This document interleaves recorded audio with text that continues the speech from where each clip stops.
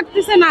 আমাদের হাতে তুলে দেখ, ওরে আমাদের হাতে তুলে দেখ, আমরা ফাঁসি চাই না, আমাদের হাতে তুলে দেখ, এটাই আবেদন, আর কিছু না। সরকারের কাছে এটাই, আমাদের মিল্লাত ক্যাম্পের লোক আছে, এলাকার লোক আছে, আমাদের হাতে তুলে দেখ, আমরা সমাধান করব, এটা সমাধান আমরা করব।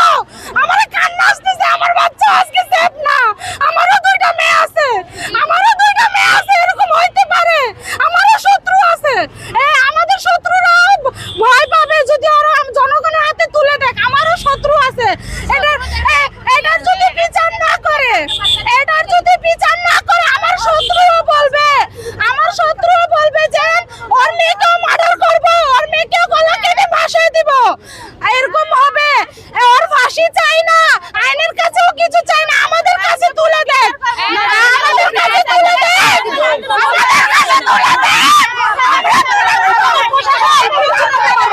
কিচ্ছু না, শুধু ভিউ খাওয়াইতে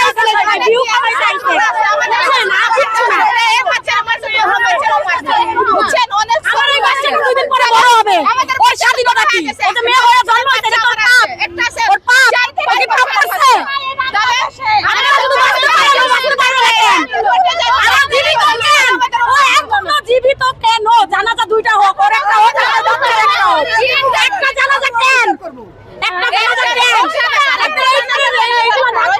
থানায় যায় বলেন, ওই জায়গায় যায় বলেন।